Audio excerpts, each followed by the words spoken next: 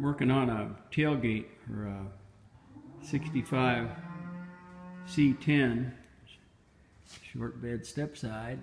Get this nasty little dent in here, and what I'm going to do is use this bolt and a nut. It's a 3/8 bolt and nut, a piece of angle underneath it for support, to try to jack this dent out. We'll see how it goes.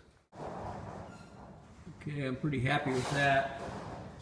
It's real close to straight.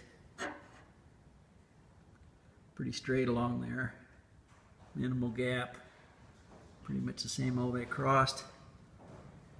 I'm going to take the tension off. I hit it with a hammer on either side of the jack, the bolt jack. Hopefully we'll see if it stays in place. Yeah, I'm going to call that good. That's close to straight, and I'll be able to smooth it out with a little bit of body putty, not more than a 1/16 thick at most.